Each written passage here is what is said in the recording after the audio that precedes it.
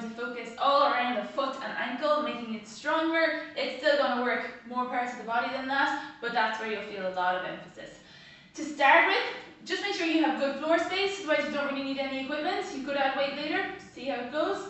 And otherwise, good floor space, maybe a little bit of support if you need it, like a wall or a sturdy chair, and some water as always, or similar drink. We're going to start with pronating and supinating, kind of maximally onto one leg. So all we need to do here is put one leg half a step in front. So wherever's comfortable, but just it's not a big stride. So I'm going to put my right foot half step in front. I'm going to straighten the knee and come back onto the outside edge of the heel here, while I go forward, and then I'm going to just rotate my body that way. So I can set up a little bit better with this foot by turning it out, so that when I rotate, I'm already there with that foot, and I don't have to move it. So pick an angle that suits you. For here, we're going to come back up on the outside edge of the heel. Toe is pointing up behind me that way, so the foot is turned in a bit as well.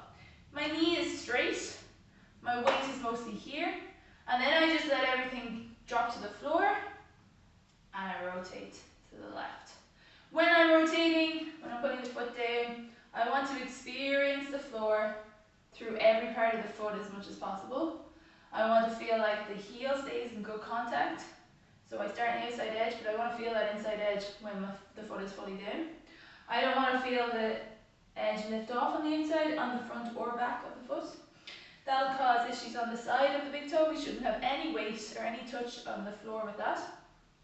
So that'll just create issues like bunions, for example, and big toe pain. So we're keeping the weight flat under the foot as we go forward and back. Reach up, straight knee.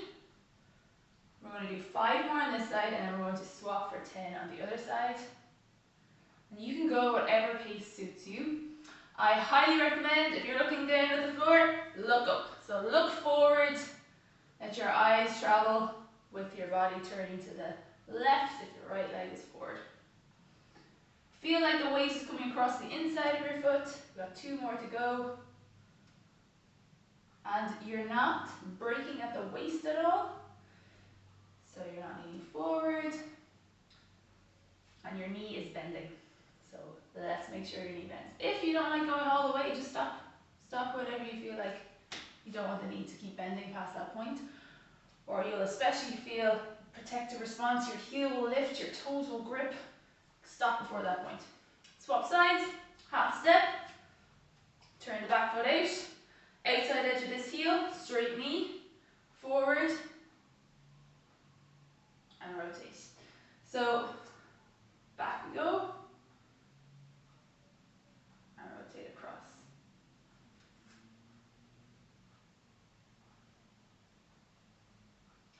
I'm thinking too much that my eyes are to the floor, so I'm going to bring my eyes up, just as a reminder. Make sure you're doing that yourselves. The weight should never feel like it comes into your toes massively. It should be all like middle of the foot predominantly, or you might just notice the ball of the foot takes a lot of weight. The heel takes a decent bit as well, and then the middle of the foot, just that space in between.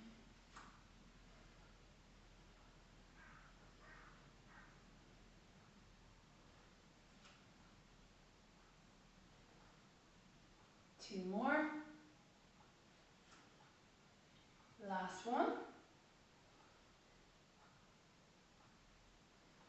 Good job. Alright, so nicely warmed up there.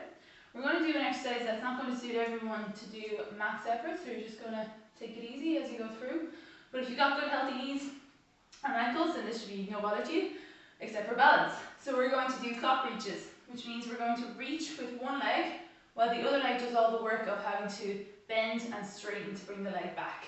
So it bends in order to let that foot go as far ahead as it can, and then it straightens to bring it back in, because this leg is not actually taking any weight. So we don't want to see a big step forward like that at all.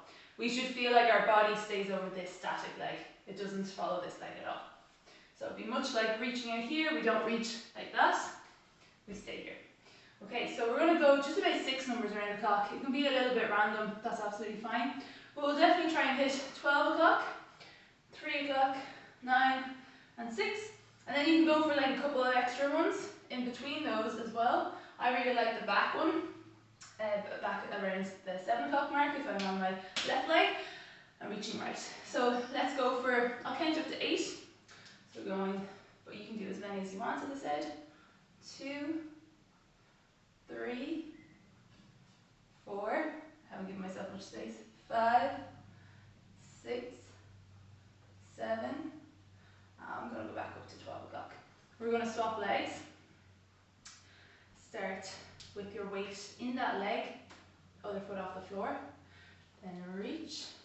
1, 2, 3, 4, 5, 6, 7, and back to the start, 8. Okay, we're going again. I'm going to stand this way so you can see me a bit better from that angle too then, and I'm going to be able to reach a little bit further in some directions. So we've got 1 there, 2, 3, 4. It's okay if your big toe kisses the ground on this leg, that's fine. It can just help you kind of balance at that end range, and that is absolutely fine. Just make sure you're keeping lots of weight through here by pushing into the ground a little bit. So I'm like more wobbly on this side, which I'm not surprised given my injury history on this side, makes sense. But if I don't push through a part of the foot, then it's going to lift off. And that's simply what you need to just try and press more through the floor without overdoing it. So think least amount of effort to keep it on the floor, and then go for that. So we're going to swap sides. 1, 2, 3, 4. Here you can lean forward by the way at the waist. 5, 6, 7, 8. You just have to make sure the heel stays on the ground. So especially when you're reaching forward, you might want to lift the heel up and just make sure it stays in. Okay, the next one though, we're going to bring the heels off the floor. So this is going to strengthen us in a position where we're walking and running. So we end up with our heel out off the floor, and that's when we really push our way through. So we're going to be strengthening that aspect while moving the body up and down in a squat. So just if you want, use something like an armchair or the end of your staircase to hold on to help you go up and down if you need to at the start for any reasons of mobility or concern of balance or pain. So if you need to really take your time, this is where this is useful, and I'll show you this way first. So heels are off the floor, not massive though, they're just lifted off. So we should feel really nice pressure across the ball of the foot, and again not too much in the toes. And then from there, I'm just going to come down. The heels will naturally want to come up, that's absolutely fine. And then I'm going to push through my legs to come back up. I'm not pulling through my hands unless, again, strength is an issue for you or you get pain because you're loaded up too much. So in that case, you can hold on to this and pull with your arms and not go as deep. Lots of little ways to change it so that you can get a bit of a load, but not a painful one. If it's just too sore, obviously just leave it out. But we're going to go for 10 and then see how we get on. So I'm going to come across here. And 1. I haven't done many of these myself before. 2. You might be able to tell. 3. 4. I feel my toes getting a bit too involved. I'm going to bring my weight back. 5. 6. 7. Too far back. 8. 9. And 10. Okay, great. So the next one is going to be a balancing one, which really helps the proprioceptors in the ankle to get used to finding their center point and keeping you upright. It's just a single leg deadlift. We've done this plenty of times in other ones. We're going to really emphasize a forward shin, forward knee. So you're just going to let this part, upper shin, come forward. You might get a little stretch here, that's great. And then you're going to keep the foot flat fully again. So it's a little bit of a break from that position with the heel up. And we're going to reach down. We're not really going to reach too far. We don't have to get anywhere, like we don't have to hit the ground. We just want to get roughly at the shin level, just past the knees with our fingertips, and then push back up. But what I want to do here is, I want to make myself keep my shin forward that little bit more, so that when I come down, it doesn't come back. When I come up, it doesn't come back. And you can straighten it in between reps if you want, but then it might be harder to refine that position. So you can just keep it forward the whole time. And we're going for 10 on each side. Keep the shin forward. 1, 2, 3. You might feel the calves burning at this stage. Doing well. 4, 5, 6, 7, 8, 9, one more, 10. Excellent. So then that really helps to open up the hip as well if you're doing it well. If you're too crouched around the back, or if you feel you're tucking as you go down, try to resist that and stop just before that starts happening. It's kind of the quickest way to get out of that.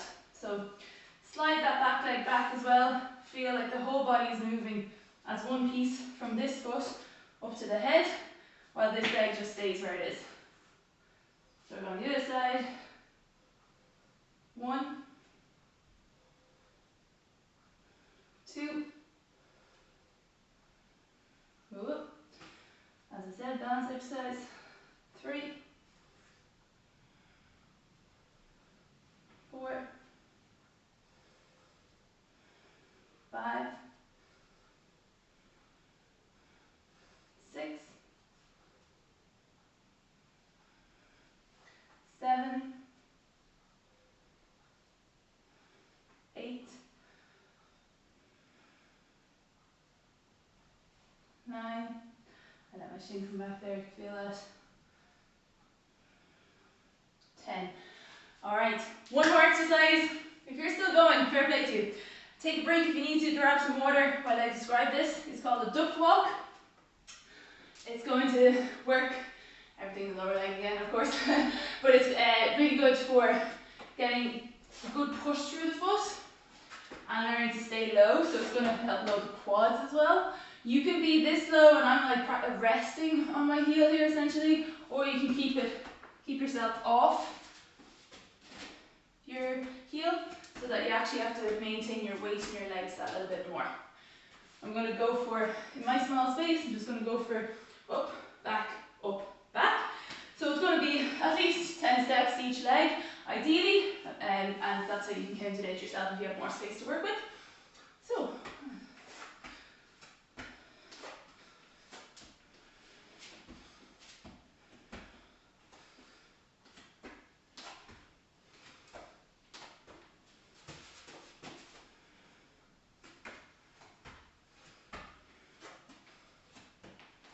one more back.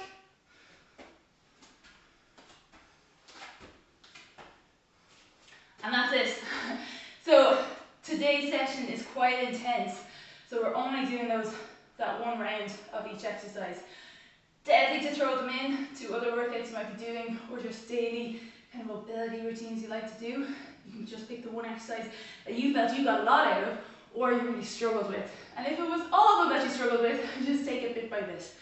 So hopefully you enjoyed that, and I'll see you next week.